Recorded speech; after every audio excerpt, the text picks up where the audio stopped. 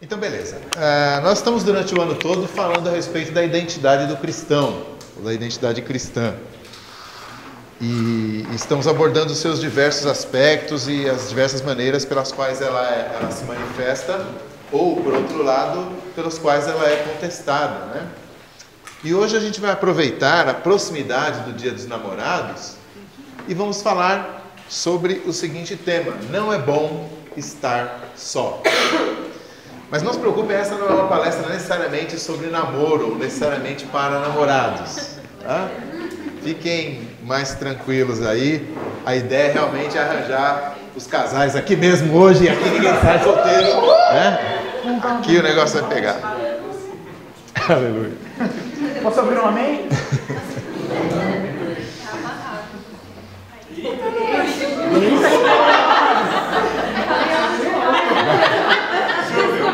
Alguma coisa tem que acontecer já? Tá repreendendo aqui, ó. É outra coisa. Ah, é? Bom, vamos lá. Essas questões que a gente chama de cosmovisão, né? Ou seja, assuntos dos quais às vezes a Bíblia não trata de maneira tão extensiva, mas para os quais nós como cristãos temos muitas bases, ou muita base, para nos posicionar. E a gente faz isso através de uma estrutura de pensamento que abarca a vida toda. Ainda que a Bíblia não fala sobre aquele ponto específico, ela trata de outros assuntos mais estruturantes, mais fundamentais, que vão nos permitir um posicionamento diante daquele outro assunto. E quando a gente faz, então eu dizia que quando a gente trata de cosmovisão, eu particularmente mal e mal consigo sair de Gênesis. Parece que já estava tudo lá e o resto é só apêndice, né? Se não fosse Jesus aparecer no Novo Testamento, dava a impressão que já acabava em Gênesis e estava muito bom o negócio. Alguém tem Bíblia? Alguns têm Bíblia aí, né? Pode ser no celular, não tem problema. Eu tenho alguns textos aqui, a gente vai abrir alguns que eu tenho, que parecerem mais importantes. Fundamental para o nosso tema é Gênesis 2:18. Alguém abra, por favor, para mim. Gênesis 2:18, alguém que abriu pode ler. Está fácil, gente, pelo amor de Deus. Disse mais o Senhor Deus: não é bom que o homem esteja só. Far-lhe-ei uma auxiliadora que lhe seja idônea. Isso, aí tem duas palavras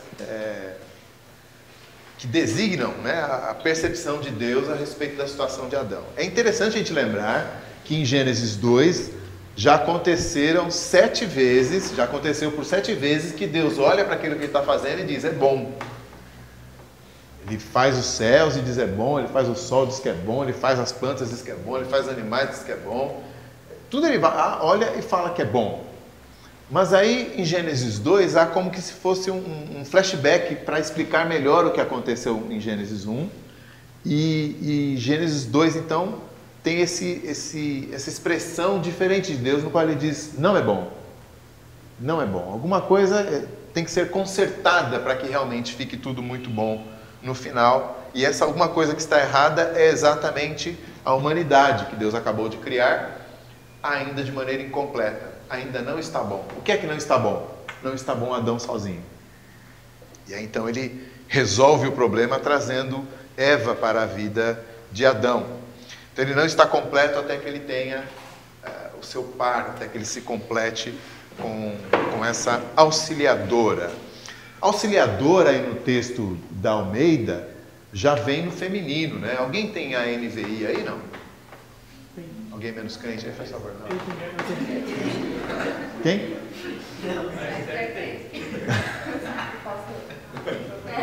Vai lá. 2:18.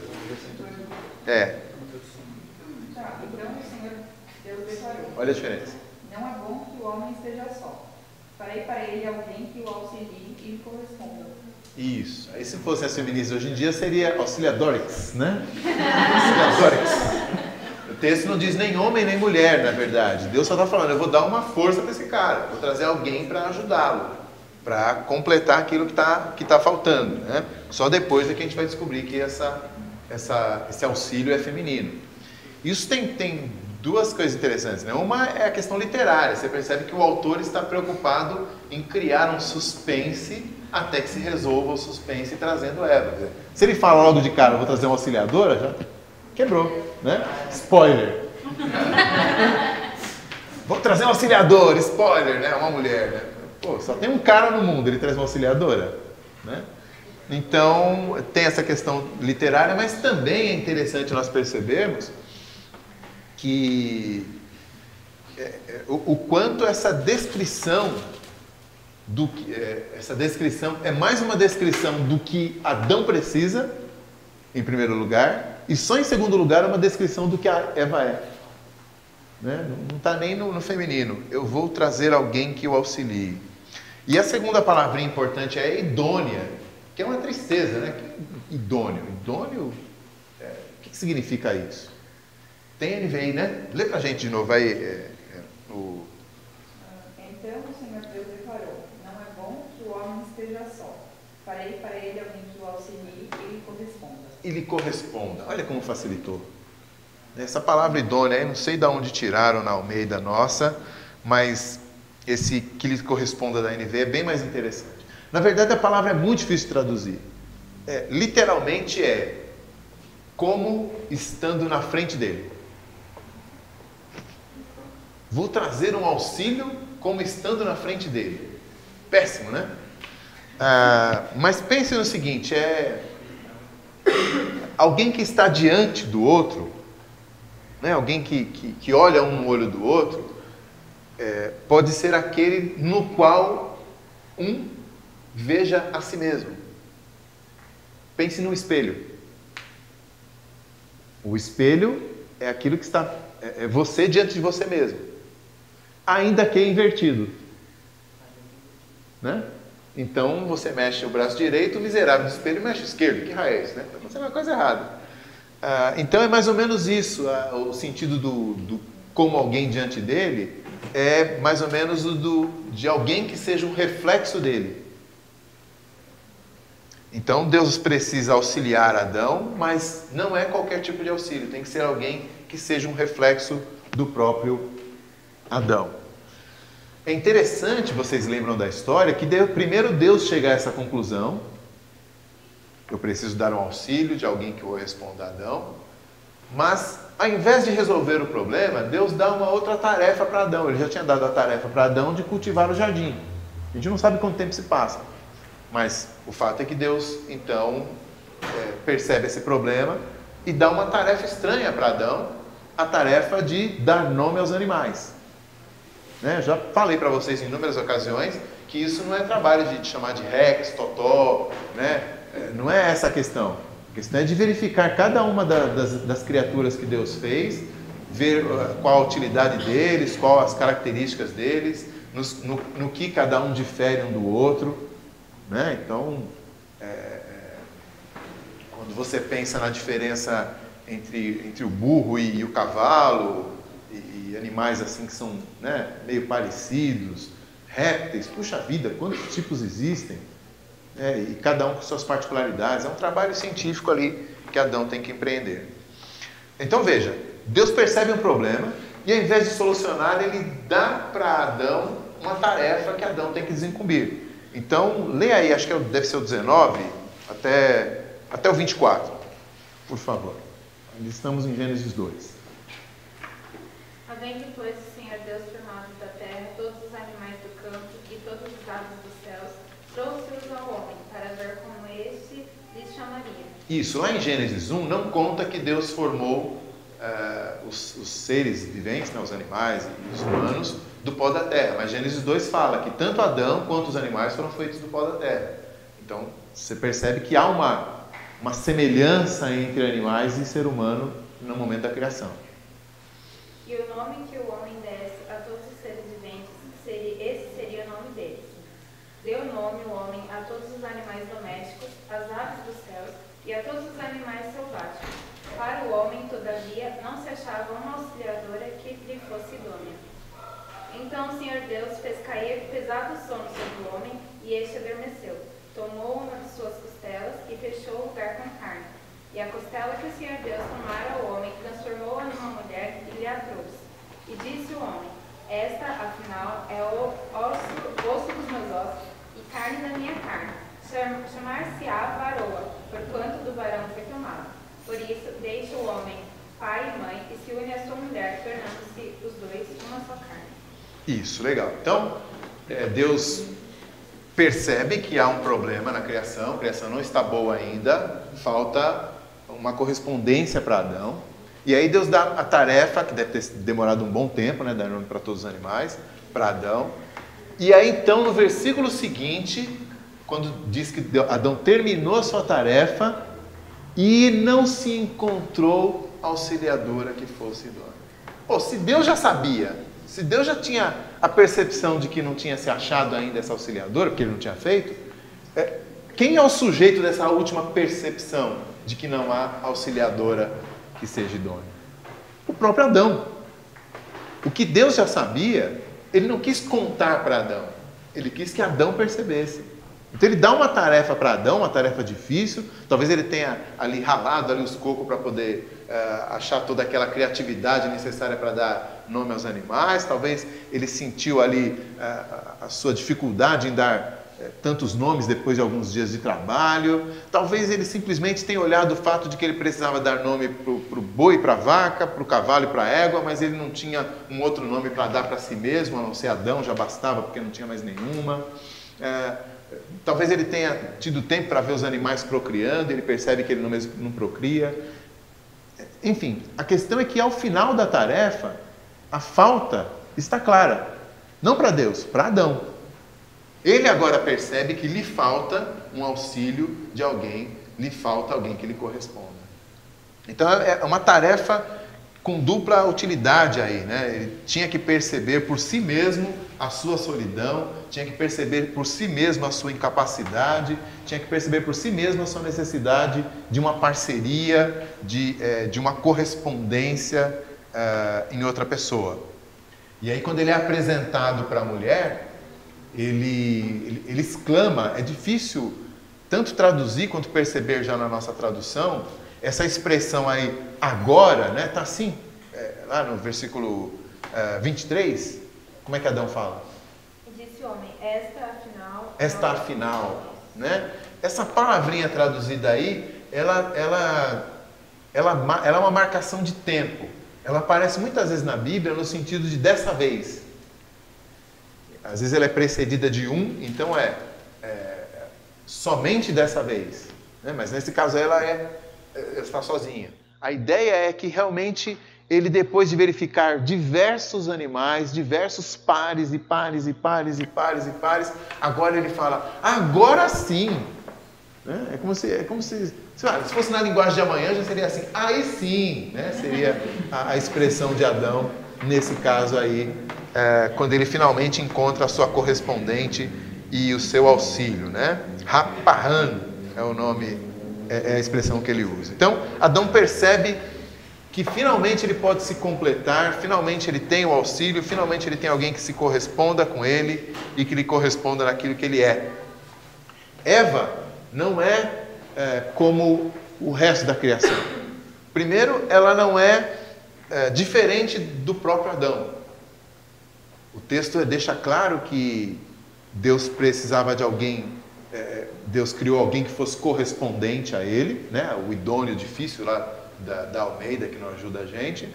O texto também deixa claro que ela foi feita da mesma substância que ele. Deus, né, faz uma cirurgia ali rápida e arranca ali uma costela. E o texto também, e ele mesmo percebe essa correspondência ao dar o nome. Já falei para vocês também disso.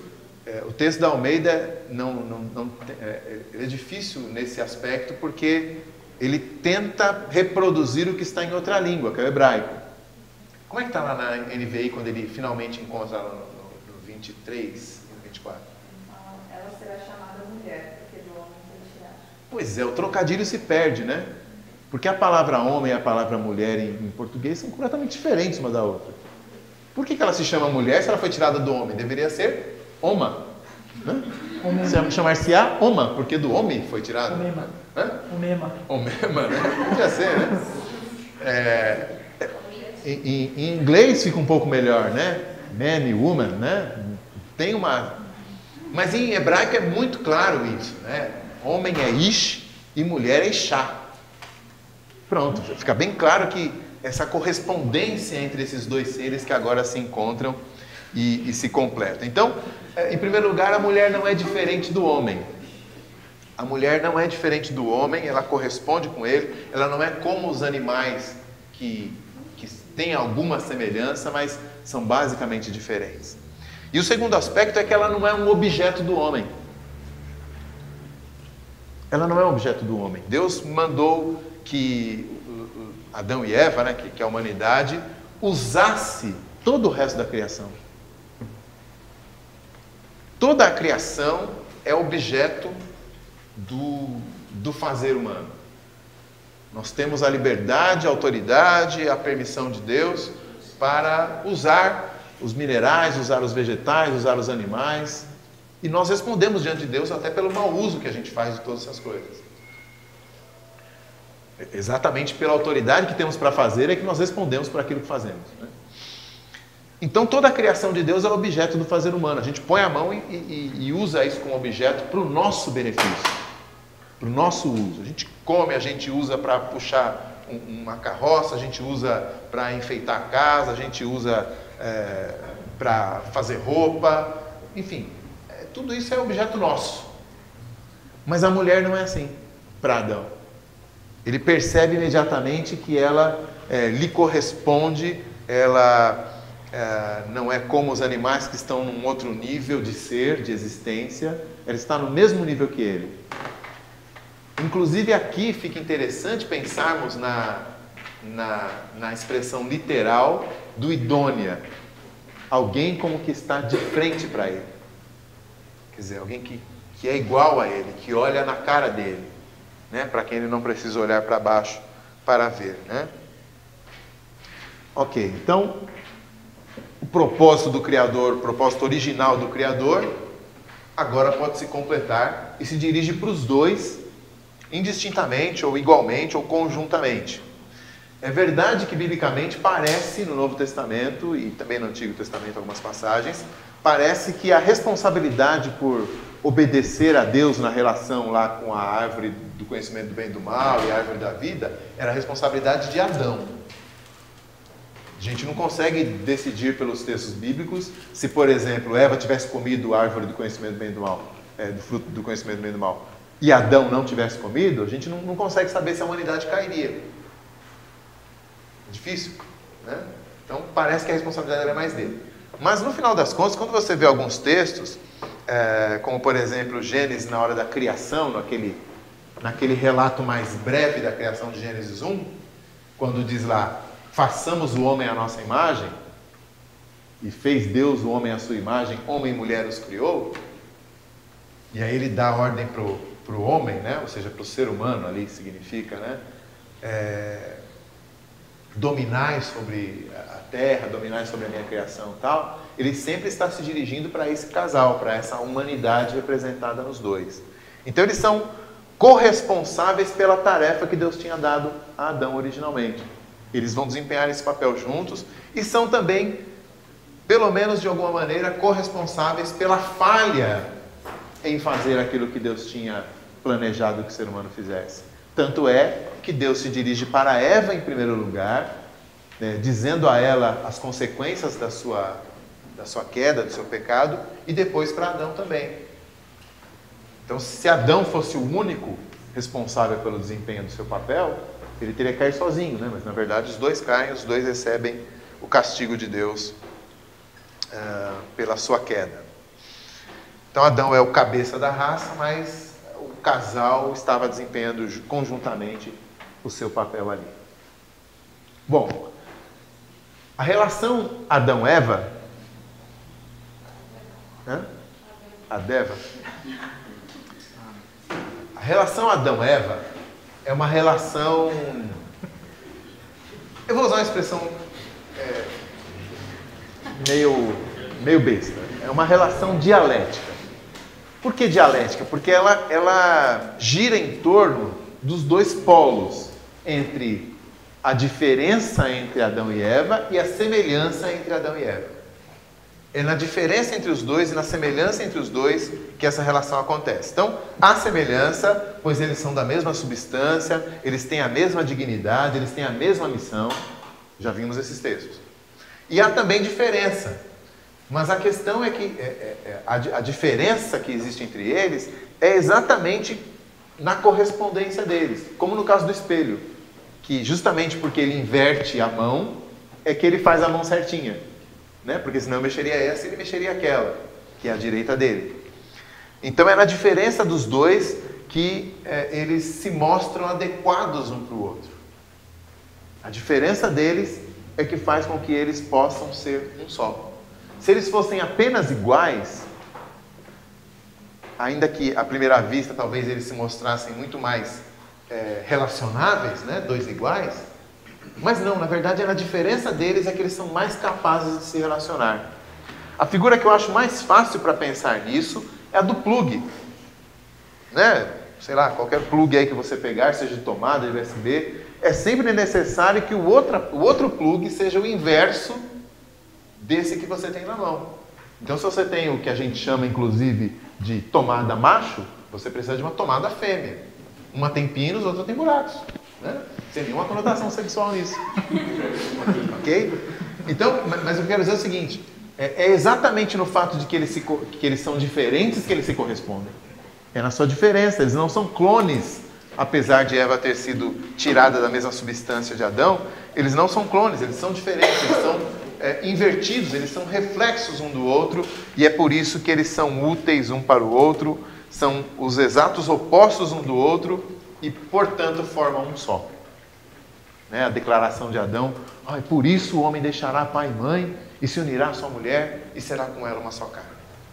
É exatamente por ela ser o oposto dele, que eles podem fazer isso de verdade.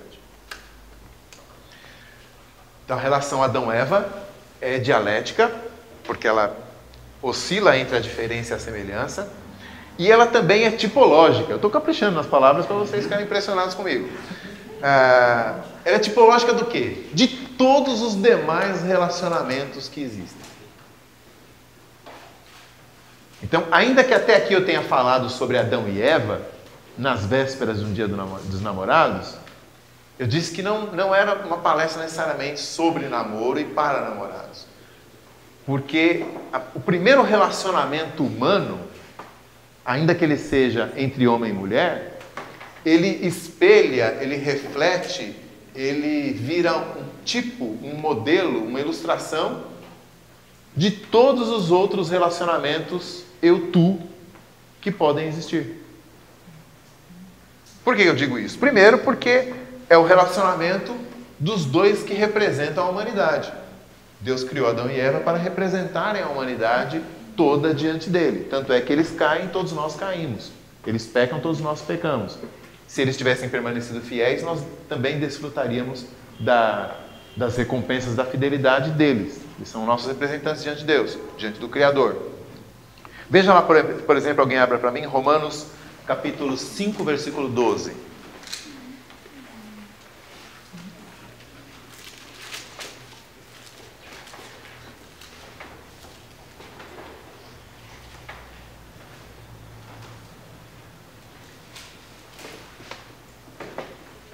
Pode ler.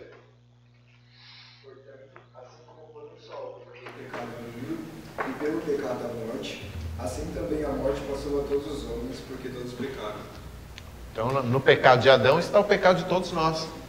Ele é representante de cada um de nós, e e nesse relacionamento dele com Eva, ele representa todos os relacionamentos. Não apenas isso, mas obviamente eles também são o primeiro relacionamento humano. Né? Deus cria os dois como uma unidade e não apenas representativos, né? Porque eles não são uma alegoria, eles não são uma mitologia, nem nada disso, eles são duas pessoas de carne e osso que existiram, então eles também são o primeiro relacionamento, cronologicamente falando. E também no texto que a gente já leu, eles são o relacionamento humano na sua plenitude. Quando Adão diz que ia se tornar uma só carne com Eva, veja que por biologicamente eles já são uma só carne, né? Porque Deus arrancou um pedaço dele para fazê-la. Então realmente eles são uma só carne. Mas o que ele está dizendo é que agora, por uma decisão existencial, histórica ali, eles decidiriam se unir novamente numa só carne. Aquilo que Deus separou iria se juntar agora por uma decisão consciente dos dois. E de fato, como eles puderam desfrutar, a gente não sabe de quanto tempo, desse relacionamento pré-queda. Veja, de novo, Deus cria, a gente não faz a mínima ideia de quanto tempo demorou para eles caírem. O único marcador temporal que a gente tem é que com 130 anos de idade, Adão e Eva tiveram Sete, que é o filho que eles entenderam que substituiria Abel, que havia sido assassinado pelo seu próprio irmão. Mas isso a gente não sabe a partir de quanto tempo começou a contar, e mesmo que tenha contado a partir do nascimento deles mesmos, digamos assim, não a partir da queda em si, a gente não sabe se Sete foi o 100º filho, e eles só olharam para ele diferente, falando, poxa, acho que isso aqui vai substituir Abel. Ele não precisa ser o 3º filho, mesmo porque Caim e Abel se estranharam já na fase adulta. E Eva, fertilíssima, devia já ter muitos filhos, quem sabe já netos aí nessa altura do campeonato. Então, voltando ao que nos interessa. Adão e Eva desfrutaram, durante algum tempo que a gente não sabe quanto é, a relação humana perfeita, plena. Quando Adão diz será uma só carne, a gente usa essa expressão para falar do casamento nosso, para falar do relacionamento sexual nosso. Mas o que a gente vivencia hoje, em termos de casamento e mesmo em relacionamento sexual, é tipo o arroz que queimou no fundo da panela, por melhor que seja. Né? Vocês não são casados ainda, vocês não são obrigados a saber que sexo é bom. Tá? Mas é da hora. Mas eu quero dizer o seguinte, é só o arroz queimado no fundo da panela. O bom mesmo ficou com Adão e Eva lá antes da queda. Né? Então, por essas 3 razões, cronológica, existencial e espiritual, o relacionamento dos dois é tipológico para todos os outros relacionamentos que aconteceram depois deles. Né? Então é por isso que eu queria aplicar isso que a gente viu até agora para outros relacionamentos e não só para relacionamento homem-mulher. Então hoje nós temos inúmeros relacionamentos, eu-outro, né? Eu-tu, ou qualquer expressão que vocês queiram. Por exemplo, relacionamentos com os pais, relacionamentos com os irmãos, relacionamentos com parentes, relacionamentos com amigos, relacionamentos amorosos, relacionamentos profissionais, relacionamentos de fé, relacionamentos, inclusive, geográficos, né? Eu me relaciono durante umas 2 horas com todo mundo que está no cinema naquele momento. É um relacionamento geográfico, no qual eu me identifico com todo mundo num estádio, quando o pessoal vibra, ou me identifico até mesmo com aquelas pessoas que estão jogando lá embaixo, que parece que quando eles ganham, eu ganho junto, e me relaciono com ódio daqueles que estão comemorando o gol lá do outro lado, com a camisa do outro time.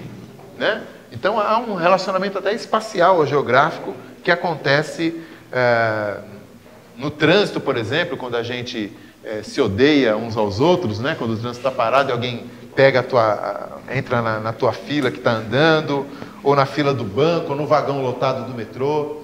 Né? A gente se relaciona o tempo todo. Tem uma relação bem íntima do metrô. No caso do vagão do metrô de manhãzinha, ali você se relaciona assim, é um relacionamento de pele, inclusive, né? O nego transpira em cima de você, adoidado. Mas então, nesses inúmeros relacionamentos, nós não conseguimos escapar do relacionamento primário, inicial de Adão e Eva. Nas diferenças que nós temos com as pessoas, porque elas também não são exatamente como nós temos a nossa completude. Em outras palavras, assim como Adão não estava bom só, eu também não estou bom só. Eu também não sou plenamente humano enquanto eu não tenho outra pessoa do meu lado. E quando essas pessoas se relacionam comigo na sua diferença, eu posso conseguir disso, eu posso buscar nessa diferença a completude daquilo que me falta. Eu posso conseguir disso a transformação daquilo que eu sou. Eu posso ter desse relacionamento com o outro diferente a minha limitação, o desafio daquilo que eu sou. Enfim, eu me torno mais humilde, inclusive, acima de tudo, mais humano. Deixa eu dar alguns exemplos.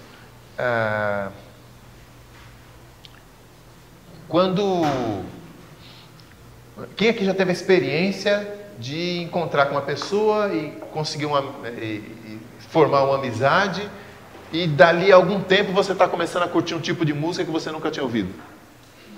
Quem já teve essa experiência? Quer dizer, é na diferença do outro que eu fui enriquecido. Né? É na diferença do outro que eu fui enriquecido. Ou, por exemplo, quando eu sempre, nunca tive problemas com isso, eu podia ser um pouco mais escatológico, né? Eu sempre comi de boca aberta. Pronto, vamos pegar um negócio mais suave, né? Os homens estão se identificando aí. Eu sempre comi de boca aberta. Mas agora eu estou me relacionando com o pessoal diferente de mim e tal, o pessoal que é mais, tem outra criação, o pessoal é mais chato ou mais educado, dependendo da sua perspectiva. E agora eu já me sinto limitado naquela minha liberdade de comer de boca aberta. Não sei o que, já não estou mais assim, né? Antes eu não escovava os dentes depois de comer, agora eu começo a escovar, porque o pessoal no serviço, todo mundo está lá, com fio dental depois do almoço, e eu nunca liguei para isso e tal, e agora faço. Então eu fico limitado naquilo que eu normalmente sou, mas eu não estou falando de uma maneira negativa. Eu estou falando que essas limitações também vão me modificando e vão me acrescentando. O desafio, quer dizer, challenge accepted, Quantas vezes você já esteve acomodado naquilo que você sabia, naquilo que você fazia, e de repente, por meio de um relacionamento, uma amizade, alguém que você conhece, até mesmo relacionamentos superficiais, por exemplo, alguém que você curte, sei lá, você segue no Facebook, ou um artista que você curte, e aquilo te desafia a ser outra coisa que você ainda não era, a buscar coisas que você ainda não tinha alcançado. Então a diferença no relacionamento, ela, dependendo de como a gente encara, de como a gente percebe a própria ideia de relacionar-se, essas diferenças são extremamente positivas. Elas nos completam. Se Adão tivesse recebido um outro Adão, ele não alcançaria o potencial que Deus queria para ele de jeito nenhum. Claro, não só porque eles não iam conseguir popular o planeta, mas também nas semelhanças, quer dizer, não é apenas nas diferenças, mas também nas semelhanças, porque você nunca vai conhecer alguém que seja tão diferente de você, que não tenha grandes semelhanças com você, simplesmente ele fala que vocês dois são humanos, Quem foi o filósofo, o escritor que disse que tudo, como é que é? Nada que é humano me é estranho. Hã? O humano não é estranho. Quem foi? Não? Alguém google esse negócio aí pra mim. Pode ser seu. Hã? Pode ser seu. É como eu sempre digo, nada que é humano né? Alguém que já morreu há mais de 70 anos, peguei. Agora nos próximos 70 é meu. Ninguém fala mais, Mas é fato mesmo. Por mais que a gente estranhe as pessoas, por mais que a gente ache as pessoas diferentes, no final das contas as semelhanças são sempre muito grandes, E nas semelhanças é que nós temos identificação. Eu dei o exemplo do time agora há pouco no estádio, mas puxa vida, como é significativo quando você chega num lugar diferente, sei lá, você é o Ítalo, tá chegando aqui de Pirituba, e aí só tem o pessoal da Vila Maria, e aí então, numa roda de conversa, alguém fala de... Públio Terêncio. Quem? Públio Terêncio Afro. Públio Terêncio Afro. Isso aí é o quê? É latino. Latino. século II, então é isso. Não, eu tô falando, tem tipo isso, mas tem um poeta bem mais recente que falou isso. Machado de Assis. Mas aí depois... Posso me expressar com você. Original é original, tudo bem. Valeu. Tá, não, todo mundo está repetindo o Terêncio lá? Eu vou ficar com o Terêncio. Com Marx, né? Eu vou ficar com o Terêncio. Então veja, nas semelhanças, nós conseguimos identificação. Aí o Ítalo chegou e estava uma roda de conversa, ele estava meio de fora, e aí alguém falou assim, não sei o que tal, sei lá, o quê? Dá um personagem do Game of Thrones aí que eu não assisto esse negócio.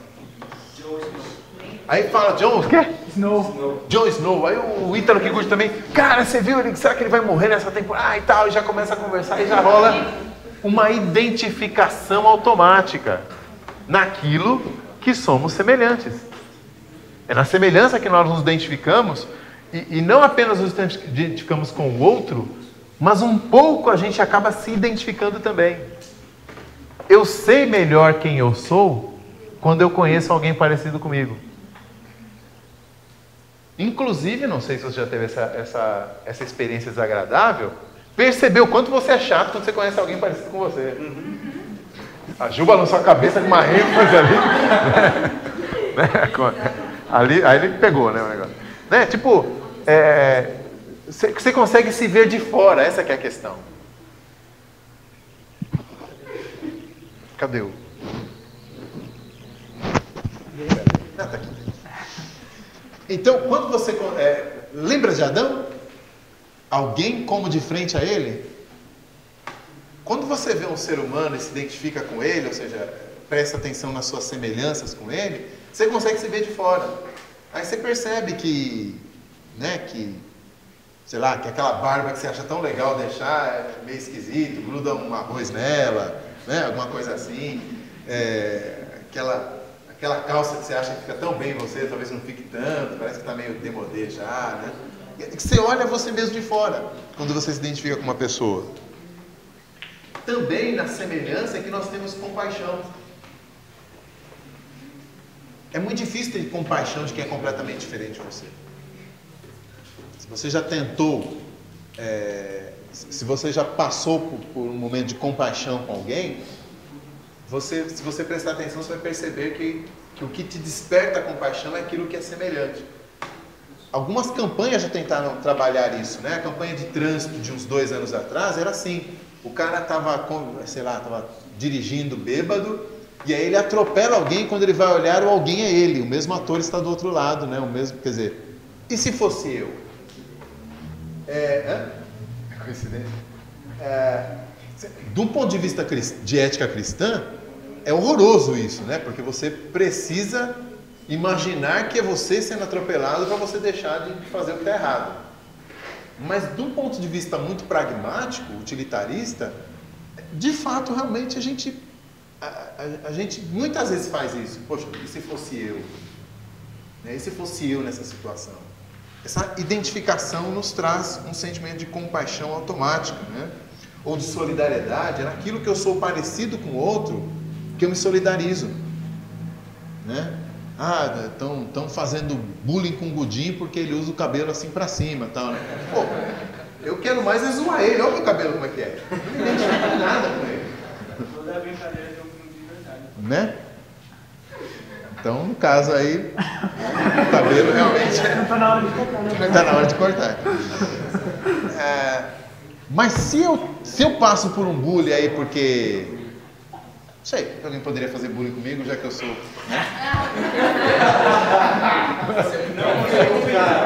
Não consigo pensar em nada. Mas a questão eu me solidarizo muito mais facilmente pelo aquilo que eu me identifico com o outro. E a partir dessa compaixão, dessa solidariedade, dessa identificação, a minha capacidade de comunhão, quer dizer, de sentar junto, de viver junto, depende em grande medida daquilo que eu sou parecido, daquilo que eu tenho de semelhante com o outro. Então vamos lá. Nós somos seres relacionais. Deus criou Adão sozinho e não estava completo, não estava bom. Precisava de relacionamento com o outro. E esse relacionamento foi diante do outro. Um diante do outro. Então, diante do outro, nós temos essa identidade, nós temos essa capacidade de nos identificar, de saber quem eu sou, quem o outro é e assim por diante. Você vê lá, por exemplo, o salmista do Salmo 1, ele já começa dizendo assim que não vai se assentar com algumas pessoas, não vai andar junto com algumas outras pessoas, porque isso vai trazer uma identificação para ele que ele não está interessado em cultivar, né? E assim por diante. Mas também esse relacionamento se dá um ao lado do outro. Um ao lado do outro no sentido de que nós podemos atingir o nosso potencial quando tem alguém do lado. O auxiliador, lembra? Né? O auxílio que eu preciso. Então, fazendo coisas junto, eu sou muito mais do que a soma das partes. Né? Às vezes eu sei que trabalho de equipe na facul geralmente é muito menos do que a soma das partes, né? Porque sempre tem o pessoal que fica encostado. Mas se você já participou de uma equipe motivada e que vai e está a fim de cumprir aquela missão, você percebeu já o que como é produtivo, como é interessante, como é enriquecedor fazer algo com outra pessoa que também quer fazer. Você senta para desenvolver um projeto, senta para realizar uma tarefa, em qualquer área, em qualquer ambiente, você alcança muito mais do que cada um alcançaria sozinho. Foi assim com Adão e Eva e é assim com cada um de nós. Seja para o bem, seja para o mal, né? Em Gênesis 11, os homens se juntam para fazerem uma grande torre e fazer o nome deles ficar célebre. E aí o próprio Deus fala assim, eu tenho que separar esses caras, porque senão não vai haver limite para aquilo que eles querem fazer. Não vai haver limite, eles vão até onde eles quiserem. Então, um em frente ao outro, um ao lado do outro, e também próximos um ao outro. Porque somente quando nós estamos próximos de alguém, quando nós temos um próximo, né, a palavra que a Bíblia usa, é que nós podemos amar. E se o mandamento maior é amar a Deus e amar ao próximo, sozinho, eu de saída já estou desobedecendo a Deus. Já não estou alcançando o padrão de Deus para a minha vida. Quando eu não tenho alguém ao meu lado, alguém próximo a mim, alguém em frente de mim, eu já estou limitado na minha capacidade de imitar a Deus, de obedecer a Deus, de viver aquilo que Deus quer. Então nós somos seres relacionais, essencialmente relacionais. Então, duas conclusões. Primeiro, fugir do próximo, né, ou fugir do relacionamento, buscar o isolamento, buscar ficar mais na minha, é uma forma de minar a minha própria humanidade. Quando eu me acho suficiente, né? Quando eu curto ficar na minha, poxa, tá certo, tá aquele friozão e tal, você quer ficar embaixo do edredom, de boas, não estou falando desse ocasional. Eu estou falando quando eu assumo uma postura de vida na qual eu me acho suficiente, na qual eu afasto um pouco as pessoas. Vamos tentar ampliar um pouco ou aprofundar isso. Nem sempre a gente afasta as pessoas porque a gente se acha suficiente. Às vezes a gente afasta as pessoas porque a gente acha que pode haver um risco quando as pessoas se aproximam. Quando eu deixo alguém, né, ali penetrar aquela couraça que eu faço em torno de mim, parece que há um risco para a minha integridade emocional, parece que alguém pode me ferir, alguém pode me machucar, alguém pode me expor. Talvez aquela pessoa que eu comecei uma amizade e comecei a confiar, ela se mostre uma outra pessoa. Talvez eu me decepcione, talvez eu seja traído.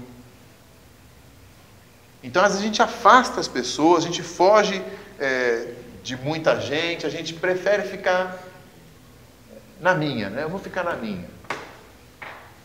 Mas quando eu cedo a esse tipo de comportamento, eu estou diminuindo a minha capacidade, estou diminuindo a minha humanidade, o meu enriquecimento de vida. Eu estou deixando de fazer aquilo que Deus planejou que eu fosse, ou que eu fizesse. E, por outro lado, não fugir, mas investir no próximo, ou investir em relacionamentos é vivenciar a própria humanidade de uma maneira mais plena.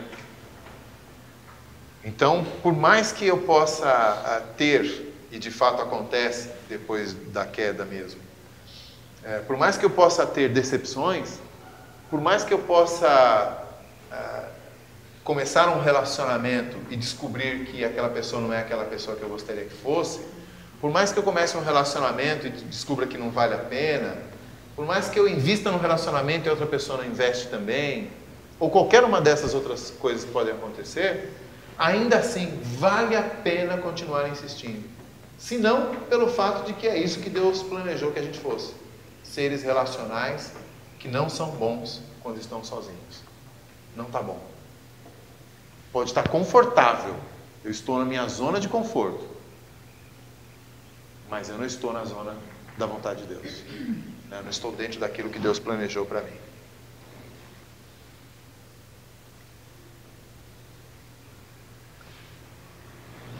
Bom, então, essa seria a conclusão da extrapolação do relacionamento Adão-Eva para outros relacionamentos. Aí agora eu queria fazer aplicações em 3 áreas. A primeira é da família. Talvez uma das desgraças do nosso tempo é a convicção de muitos de vocês jovens, estou falando de vocês jovens de uma maneira genérica, né? De que as amizades são mais importantes do que a família. É muito comum a gente perceber esse tipo de atitude nos jovens, né? Até meados do século XX, meio do século XX, talvez um pouco mais para trás, ou mais ou menos por ali, o gap aí, o abismo que havia, a separação, o degrau que havia entre uma geração e a outra, era um pequeno degrau, era uma guia de calçada. A diferença entre o meu pai e eu era muito pequena. Se a gente voltasse mais para trás ainda, a gente teria uma diferença quase anulada, porque o cara casa, fica trabalhando com o pai na carpintaria do pai, ou com o pedreiro junto com o pai, ou na medicina junto com o pai, não importa. E ele acaba seguindo os mesmos passos do pai, casa com alguém da família vizinha ou conhecida da família dos pais, e assim vai. Mas hoje você tem uma diferença gigantesca. Você tem jovens que com 20 e poucos anos já tem uma independência financeira e social enorme em relação aos pais. E que viajam para longe dos pais para poder estudar ou por causa de uma oportunidade de emprego. E que, por exemplo, uma cidade como a nossa, às vezes se casam e conseguem um apartamento lá na Grande São Paulo, na cidade da Grande São Paulo, e aí visitam os pais uma vez por mês e olhem lá. Ou até em outras questões, por exemplo, profissão, né? Hoje em dia você tem a sua profissão determinada pela faculdade que você faz e não por aquilo que seu pai faz. E a profissão determina grande parte do teu estilo de vida. Então você tem essa separação de uma geração para outra cada vez maior.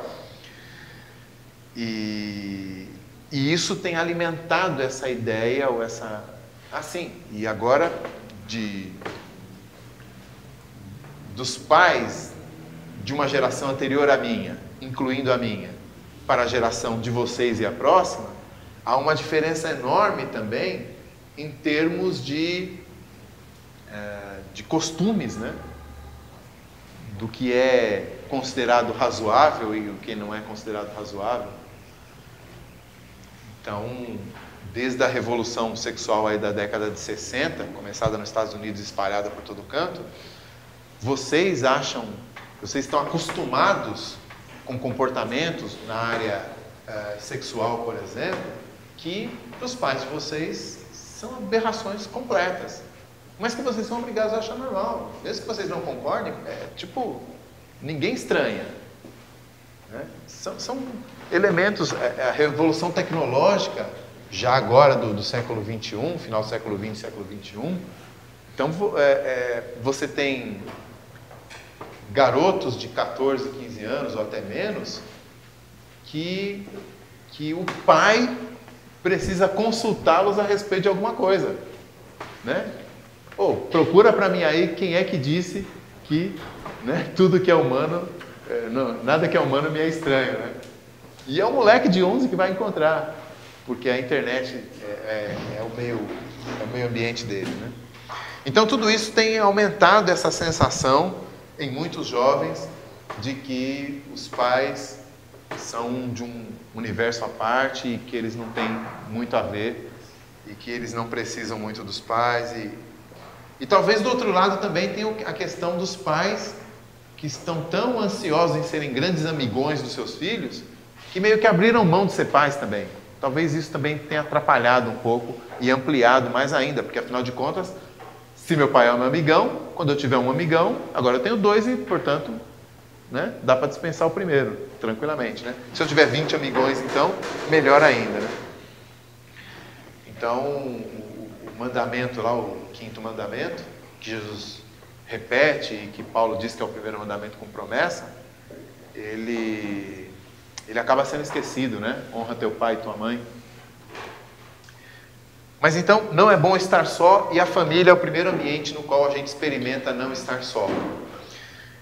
Então eu queria fazer 2 aplicações. A primeira, não absorva essa visão negativa de família que é cultural da nossa época, da época de vocês mais ainda, e que vocês ouvem da parte de amigos e de filme, de novela e de música e tudo mais. Tenha uma visão positiva da sua família. Não estou dizendo para você ignorar as diferenças, mas até agora o que eu falei foi exatamente que as diferenças são enriquecedoras. Então tenha uma visão positiva de quanto os seus pais, por exemplo, são diferentes de você. Ao invés de colocar isso na gaveta das coisas detestáveis, como eles são diferentes de mim, eu não os entendo e eles também não me entendem. Ore de novo e pense em como um relacionamento eu-tu, eu-outro, é enriquecido pelo fato de que ninguém é igual a ninguém. E se seus pais não são igual a você, talvez isso seja algo para você desfrutar e aproveitar grandemente disso. Quer dizer, a diferença dos seus pais, por N fatores, pode ser exatamente aquele elemento na sua vida que vai enriquecer você e vai transformar você em algo mais do que o que você é hoje. Ao contrário daqueles amigos que você filtra ao consegui-los e você os consegue todos parecidos com você, curtindo as mesmas coisas que você, com a mesma cabeça que você, da mesma idade que você. Então a família pode te enriquecer muito mais, apesar de terem o mesmo ambiente, do que os amigos que você já escolhe pensando naqueles que você vai curtir porque são iguais a você. Fora que essas diferenças são muito naturais, quer dizer, seus pais são mesmo diferentes de você, não tem como mudar isso. Só dá para desfrutar, só dá para aproveitar, só dá para ter uma visão positiva disso, né? Lá em Efésios capítulo 6, versículo 1 a 4, Paulo fala a respeito dos pais, né? Dos pais para com os filhos e dos filhos para com os pais. E esse relacionamento como sendo algo de Deus para enriquecer tanto uns quanto outros. Outra coisa, desfrute da proximidade sanguínea, né, da família, desse laço natural que tem uma solidariedade que dificilmente você vê em outros laços, em outros relacionamentos, né? Essa semelhança, essa identificação que a gente tem automaticamente pelo sangue, como a gente diz, né? Com pai, mãe, irmão e tal. Isso é riquíssimo, isso é maravilhoso. Né? É aquela coisa do você fica a vida inteira brigando com a sua irmã. Mas se alguém fala mal da sua irmã, você cai no pau. Né? Porque só eu que falo mal da minha irmã. Só eu que posso brigar com ela. É fantástico. É uma solidariedade, é uma identificação que ultrapassa até mesmo grandes brigas. Né?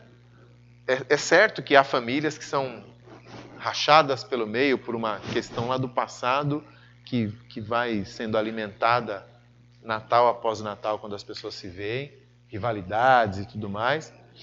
Mas isso não é não é o propósito de Deus para a família. E, em segundo lugar, a gente olhar a família por esse prisma, como se isso fosse a essência da família, também é uma grande justiça. Esses são os acidentes da família, não é a família na sua melhor forma que a gente deve procurar, né? Então, desfrute dessa proximidade, dessa semelhança, dessa solidariedade, desse auxílio mútuo, né? Às vezes, por orgulho, a gente não quer ser ajudado pela família, mas a família é algo que enriquece a vida da gente se a gente souber desfrutar de uma maneira positiva dela. Segunda área de aplicação, amizades.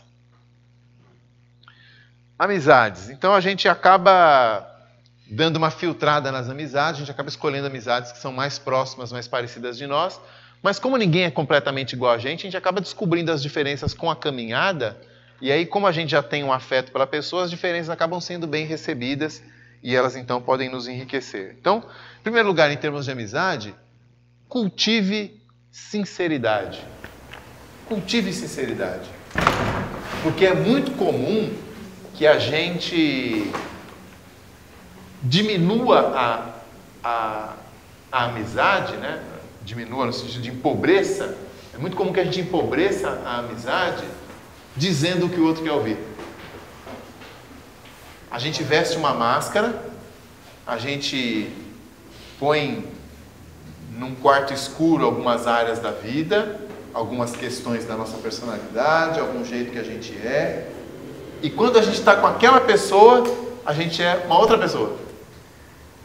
E a pessoa nunca descobre quem a gente é de verdade, até que ela conheça um outro amigo nosso, ou às vezes o nosso pai ou a nossa mãe, né, que sempre fala mais do que deve sobre o que a gente é, e cagueta a gente e conta tudo, né, delação premiada, e contam pra gente, e contam pro nosso amigo aquilo que a gente nunca contou, né? Mas então cultive a sinceridade, se afasta da hipocrisia.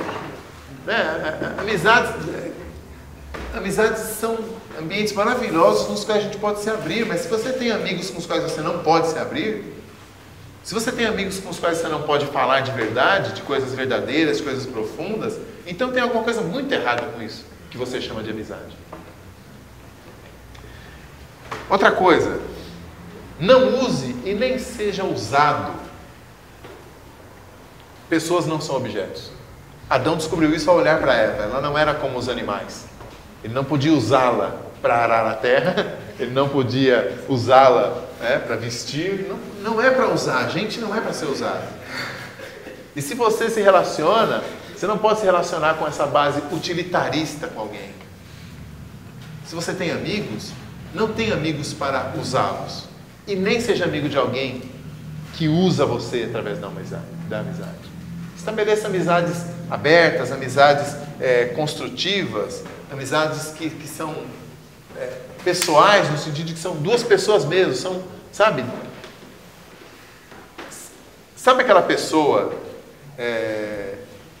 que sempre você é o ombro para ela chorar, mas ela nunca aceita que você chore no ombro dela? Não tem alguma coisa errada? Sabe aquela pessoa que te procura sempre quando ela está precisando? Sempre quando você pode fornecer alguma coisa? Quando você é a ponte para chegar em alguma coisa? Aí você se sente meio usado, meio objeto. Ou, por outro lado, você já usou pessoas assim? Você já baixou uma amizade a esse nível de procurá-lo só porque estava precisando? Amizades de mão única, né? Só vem ou só vai. Não aceite esse tipo de coisa. Não é bom estar só, mas também não é bom usar pessoas para esse tipo de finalidade. Outra coisa, busque amizades que reafirmem a sua identidade. Mas a sua identidade em Cristo. Busque amizades desse tipo, busque se aproximar de pessoas que vão te ajudar na tua caminhada cristã. Né? E eu não estou pensando, não estou contradizendo o que eu acabei de dizer, não é para você usar as pessoas religiosas, no sentido religioso. Eu estou pensando em pessoas que você pode caminhar junto. Pessoas que vale a pena caminhar junto, porque elas estão indo na direção certa. Porque elas estão caminhando com Cristo, porque elas estão caminhando para Cristo. Pessoas com as quais você não apenas vai desfrutar de uma amizade momentânea e secular e terrena, mas pessoas com as quais a sua amizade vai crescer para a vida eterna. Pessoas com as quais você vai poder compartilhar lutas espirituais. Tem alguma coisa errada com o teu conceito de amizade quando você percebe se você está sofrendo com uma tentação,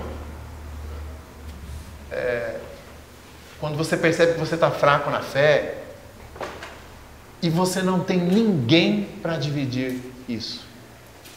Tem alguma coisa errada. Quando você tem um monte de amigos para falar sobre PlayStation, para falar sobre seriado, para falar sobre campeonato brasileiro, para dar um grito de guerra do seu time, não sei o quê, para zoar alguém, mas você não tem ninguém para quando você está lutando contra uma tentação. Tem alguma coisa errada. Você ainda não descobriu o que é amizade de verdade. Sinto lhe dizer. E se você só tem amigos com os quais você, na hora de compartilhar isso, vão te dar conselhos completamente antibíblicos, aí você realmente não sabe o que é ser uma amizade. Se você tem uma tentação no seu namoro, ainda não falei sobre namoro, se você está avançando os sinais no teu relacionamento com a tua namorada ou com o teu namorado, e você sabe que as pessoas com as quais você pode falar isso são pessoas que vão te incentivar e falar assim, até que enfim, hein? Então tem alguma coisa errada com o tipo de amizade que você tem ou com a forma como você enxerga esse troço chamado amizade. E por último lugar, nem sei se é o último, mas nesse slide por último lugar, seja o amigo cristão daqueles que não creem. Eu não estou dizendo para você ser amigo ou não de pessoas que não creem. Faça amizades. Não tem problema. Mas faça amizades nas quais você seja um amigo cristão. Porque se você é amigo daquele que não é cristão, e para ser esse amigo você tem que deixar de ser cristão, claro, você continua indo na igreja. Quando você encontra com o pessoal da igreja, você tem um papo de crente. Mas quando você está com aquele amigo, você põe tudo isso de lado. Então naquele momento você deixou de ser cristão para poder ser amigo? Será que você não está negando exatamente o teu chamado de Deus para amizade, para aquela amizade? Deus cruzou a tua vida com aquela pessoa e fez vocês se identificarem em tantas coisas, mas naquilo que você deve ter a sua identificação e a sua identidade mais profunda, que é ser cristão, essa pessoa não compartilha disso com você. E aí Deus cruzou a vida de vocês, juntou vocês, ligou vocês, e você, quando está diante dessa pessoa, se identifica com ela de tal maneira que não pode ajudá-la em nada, se identifica com ela de tal maneira que aquilo que é mais diferente em você, ela não desfruta. Você não tem uma palavra cristã para ela, você não tem uma edificação cristã para ela, você não tem um evangelho para apresentar. Então seja o amigo cristão daqueles que não creem ainda. E por último, eu queria falar também do namoro. Como eu acabei de dizer, não use o namoro. Se a gente pode usar uma amizade, como é fácil usar um namoro.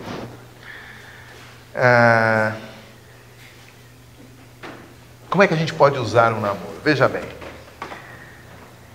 há muitas formas de usar um namoro. E a gente percebe que um namoro tem uma finalidade distorcida pela razão, olhando a razão pela qual ele começou. Por exemplo, tem gente que começa a namorar porque todo mundo do círculo de amizade já começou a namorar. Os meus amigos começaram a namorar, está na hora de eu namorar também. Tem gente que começa a namorar para conseguir companhia social. Afinal de contas, ir no cinema sozinho é tão chato, né? Aí você vai assistir aquele... Como é que é? Eu antes de você, né? Aí você vai assistir o Eu Era Antes de Você, mas não tem ninguém do lado, assim, tal, né? Filme romântico. Então, vou começar lá a namorar para poder ir assistir esse tipo de filme, né?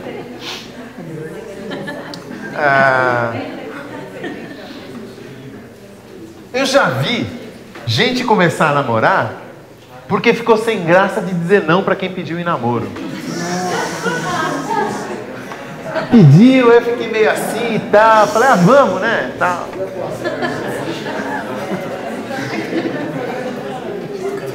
Eu já vi gente começar a namorar para ter uma rota de fuga de um lar sem graça. Sabe, uma família, meu, eu não aguento ficar em casa. Alguém me pediu em namoro. Ou alguém está dando mole, né? Tanto faz. Eu vou namorar, pelo menos sempre tem uma desculpa para sair de casa. Área, né? Dolinha.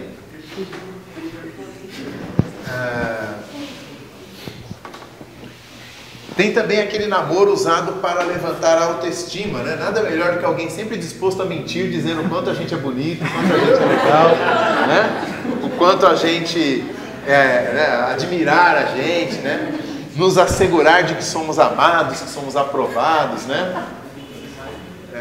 A roupa está sempre bem, o cabelo sempre é bonito, né? O olhar é sempre lindo, a voz é sempre maravilhosa e assim por diante. Então veja bem, não use o namoro para ter companhia. Poxa, pastor, mas não usar o namoro para ter... Sim, tenha bons amigos. Desde quando você precisa namorar para ter companhia? Cultive aquelas amizades, por isso é que eu falei primeiro das amizades para depois falar do namoro. Né?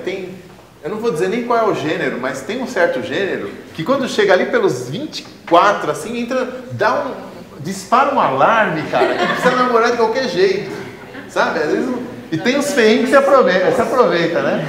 Tem uns feinhos que ficam só de olho ali, né? Na verdade, agora mudou, não é 24, é 20. Baixou para 20? Já bate o alarme? Não dá, né? E eu vou te dizer, em igreja, cara, tem os feinhos que fica só esperto, né? Só esperando bater o alarme em alguém e já cola. Quer namorar comigo? Quero. Cheguei na oração. É o primeiro que chega, né? Bateu o alarme, ele é o primeiro que chega para garantir o sim, né? Então, desfrute a beleza de uma boa amizade. Aliás, quem é que disse que realmente não dá para ser amigo do sexo oposto? Foi o Bico que disse? Nem precisou bugar essa, né? Assim, a gente acaba se deixando levar por aquelas câmeras lentas, por aquela trilha sonora, né? Aquela chuva caindo e tudo mais, né? O cabelo de comercial de shampoo virando assim, aí olho no olho e tal. A gente acaba acreditando que esse negócio é de verdade. E aí então dá a impressão que se você já é amigo da pessoa, não dá para depois ser namorado. Né? Você entrou na friend zone e depois você não sai nunca mais. Mas por quê? Estou falando de igreja, estou falando para crente. Por quê? Porque vocês, como crentes, compraram a ideia de que o amor tem que surgir do nada, out of the blue, assim, um negócio que, eu nunca tinha visto essa pessoa e agora me apaixonei à primeira vista. Se isso for o amor de verdade, então de fato não rola poxa, eu vejo essa pessoa faz 20 anos e agora eu quero namorar com ela. Aí dá tantas cabeçadas, escolhe a pessoa errada, depois tem aqueles traumas tudo e tal. Vamos chorar, vem ligar pro pastor, né, no vídeo de aconselhamento. Depois vem falar com o pastor o pastor tá doido para ir para casa para assistir a terceira temporada do Demolidor lá e tem que ficar vendo. Tá, cara? Tem prioridades ministeriais nessa vida. Tem prioridades. Aí o clássico, né? Ainda escolhe alguém que não é da igreja. Porque como na igreja ele já conhece todo mundo, ele chega na facu e encontra uma pessoa que ele nunca viu. Aí a pessoa virou, o cabelo balançou, né? Aí apaixonou. Não dá vontade de dar um tapa? Não dá vontade de dar um tapa num sujeito desse, né? Não use o namoro para ter, presta atenção, não use o namoro para ter intimidade física. Intimidade física que é própria do casamento. Então tem gente que usa o namoro naquilo que deveria usar a amizade, e tem gente que usa o namoro naquilo que deveria usar a esposa ou o esposo.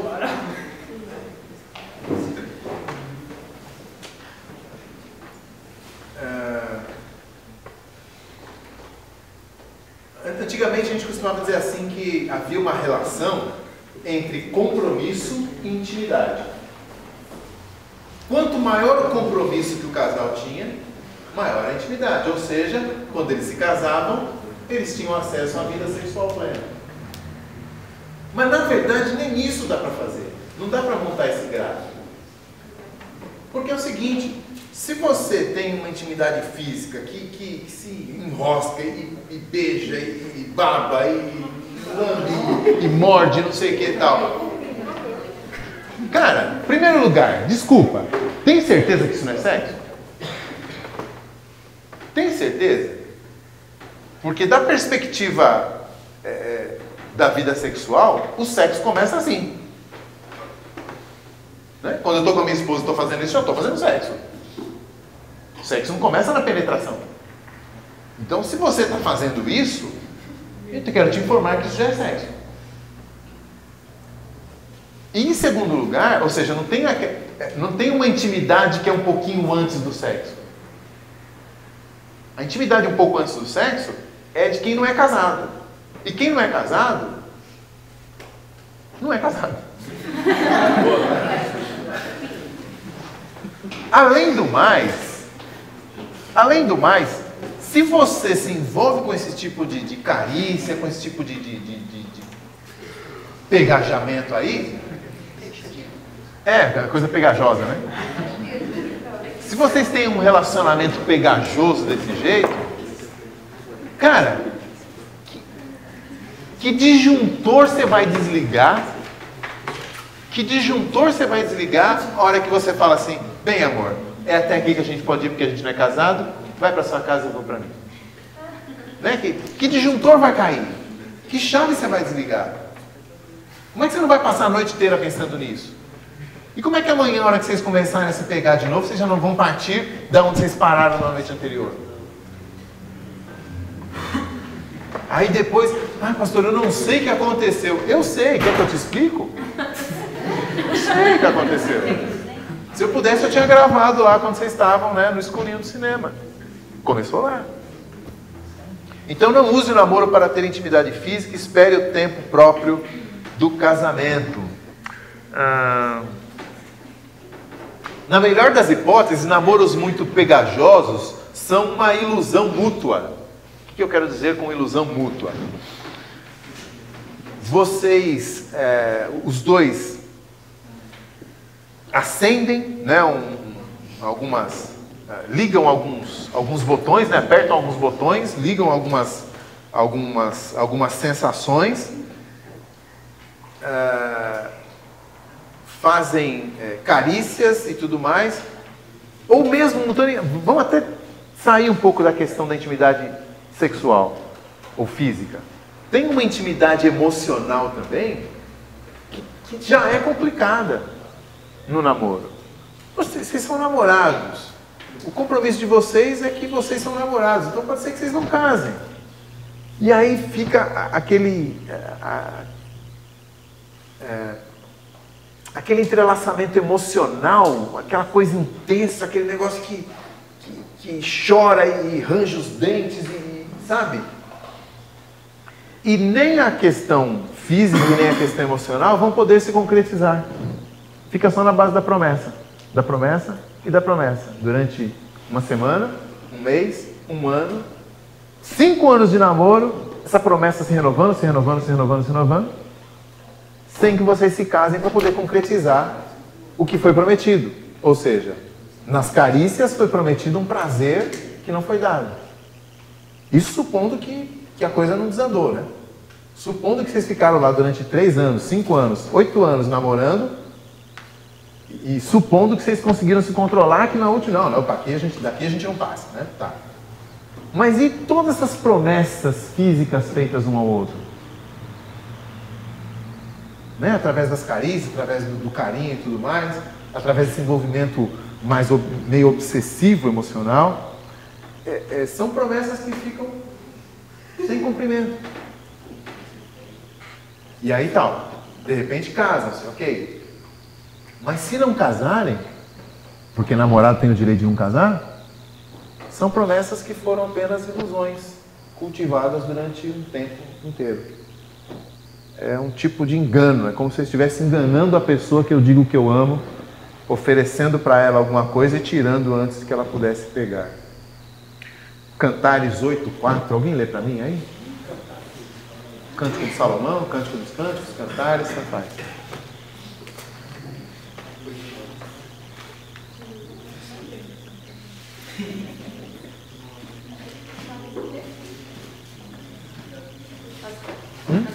Cantares 8:4, desculpe. 8:4? Capítulo 8, versículo 4.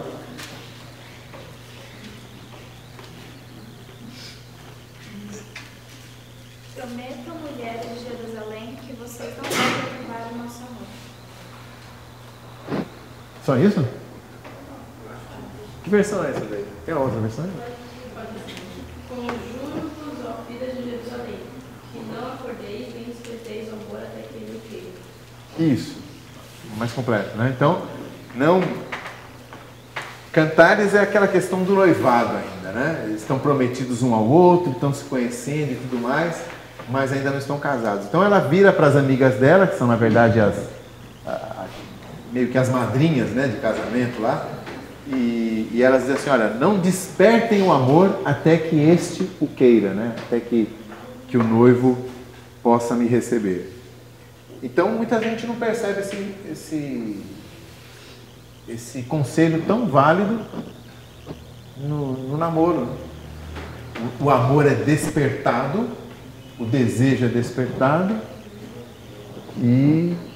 mas não é o momento de concretizá-lo. Então ele fica ali desperto, mas sem se concretizar, porque não é o momento.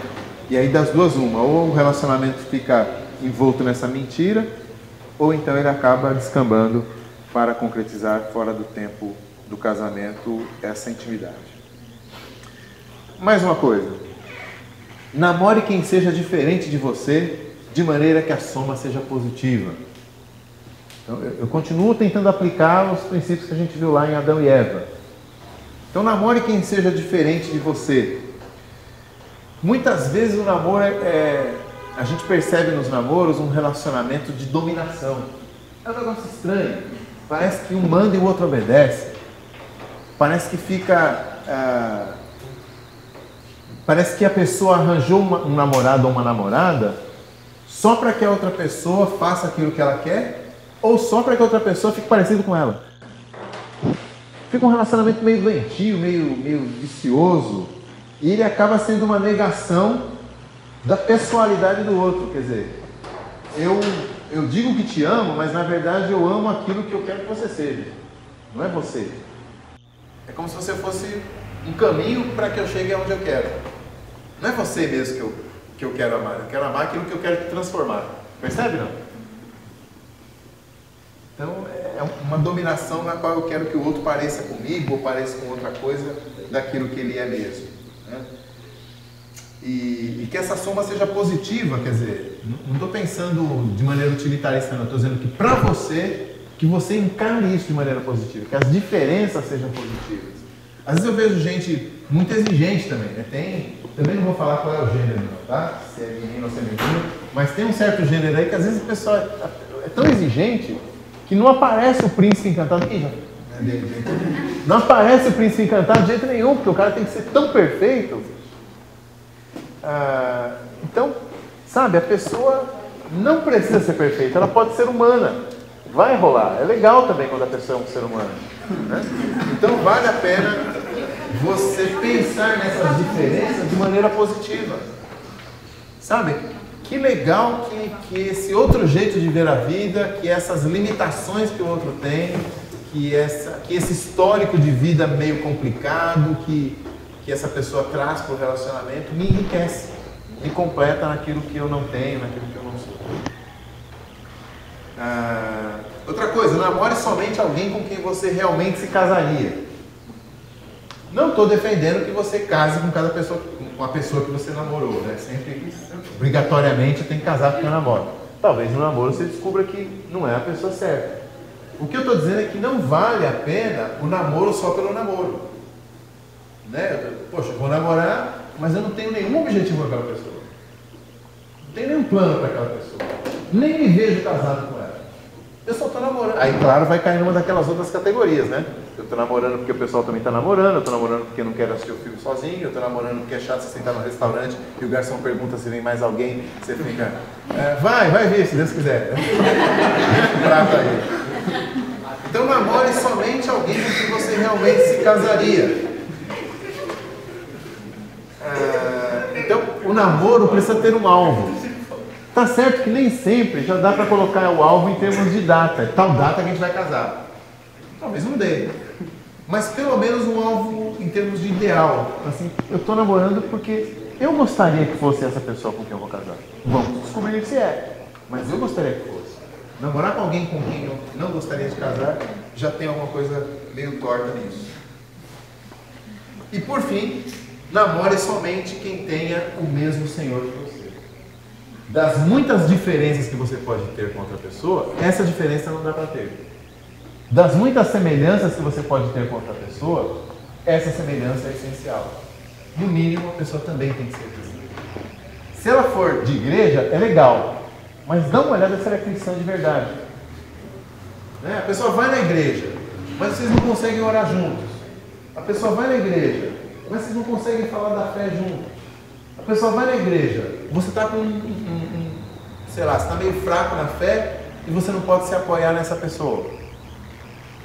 Ou você está com dúvidas existenciais lá e essa pessoa não tem como abrir a boca e te falar um negócio que vai te fazer voltar para Deus. Então, por mais que ela vá na igreja, alguma coisa não está muito de acordo, né? Então, namore quem tenha o mesmo Senhor que você. 1 Coríntios 7:39, o nosso último texto.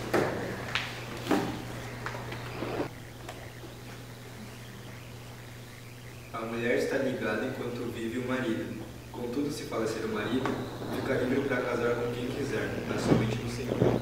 Isso. Então, numa época em que a mulher geralmente casava adolescente por contrato entre os pais, né? Não dava para ela escolher muito, né? Mas uma mulher viúva, sendo cristã, ela já tinha a possibilidade de escolher. E aí Paulo diz qual é o único critério que ela deveria ter. Ela está livre para casar, mas tem que ser no Senhor, tem que ser alguém que tenha o mesmo Senhor, alguém que também está em Cristo, né? Tem um tal de namoro evangelístico, né? Paulo falou que não é para casar com incrédulo, mas namorar pode, porque aí a gente ora para Cristo, a gente evangeliza e pede para Deus converter a pessoa. Também é uma enrascada enorme, né? Porque, em primeiro lugar, é uma falsidade, né? Você está namorando com a pessoa, mas não é a pessoa que está namorando, é o que ela vai ser depois de convertida que você está namorando. Você está saindo com X, mas você quer realmente X mais Y, que é a pessoa convertida. Você quer uma outra pessoa, não é aquela. Você quer uma outra. Então você está enganando a pessoa no final das contas. Conforme você diz, eu te amo, na verdade eu amo aquilo que você vai ser ainda, se Deus permitir. E ela também esse namoro também é um engano de si mesmo, porque fala sério, depois de 4 anos investindo na vida de uma pessoa, né, com envolvimento emocional, envolvimento físico até o limite aí, né, mesmo que esse limite, porque aí, às vezes a gente fala disso, o pessoal fala assim, não pastor, mas eu estou me guardando, né, não tem problema não, porque o meu namorado, a minha namorada, não é crente, mas ele nunca avançou o farol, nunca avançou o sinal. Beleza, mas o envolvimento que vocês têm significa que quando chegar a hora e essa pessoa não se converter, como é que você vai jogar fora esses 4, 5, 8 anos de relacionamento porque a pessoa não converteu? É muito desonesto com a outra pessoa, inclusive. É difícil chamar isso de cristão, essa atitude em si. E na verdade você não vai fazer isso. Essa que é a verdade, né? Você não vai jogar fora esse tempo todo. Você só vai casar e continuar com um casamento evangelístico. E assim por diante. Então, eu queria terminar dessa forma, né? Não vá além disso, não namore alguém que não tenha essa mínima semelhança com você de ter a mesma fé. Tá? Não é bom estar só. Mas não se esqueça que o Senhor prometeu estar conosco até a consumação do século. Então, por mais que a gente tenha falado de relacionamentos eu-tu aqui, das inúmeras maneiras com as quais nós nos relacionamos com outras pessoas, há uma pessoa que prometeu se relacionar conosco de maneira incondicional e transformadora: Jesus Cristo. Então, você não está só. Mas também não esqueça que boa parte dessa presença incondicional e transformadora de Cristo, Ele faz, digamos assim, uma boa parte Ele faz por meio do Espírito Santo dele que habita no coração dos crentes, mas uma outra boa parte Ele faz por meio da igreja, por meio do relacionamento com outras pessoas, por meio de comunhão, de comunidade. Então não se esqueça que Ele providenciou uma família, que Ele providenciou amigos, que Ele providenciou esse bando de pecadores que Ele resolveu salvar, juntou-os e quer que nesse relacionamento entre iguais e diferentes nós nos completemos, nós nos identifiquemos e nós alcancemos o alvo dele para nós, que a gente não alcançaria sozinhos. Ele não deu todos os dons para ninguém, mas a Bíblia diz que Ele espalhou os seus dons na igreja, de maneira que há olho, a orelha, a braço, a perna, tudo isso compondo um corpo para o Filho dele, e nesse relacionamento nós nos relacionamos também com Ele, e assim alcançamos o alvo dele para as nossas vidas. Bom, que Deus abençoe, que vocês não estejam sozinhos, nem estando juntos, nem estando separados, mas que a comunhão do Senhor e a comunhão do povo dele seja presente na vida de cada um. Amém.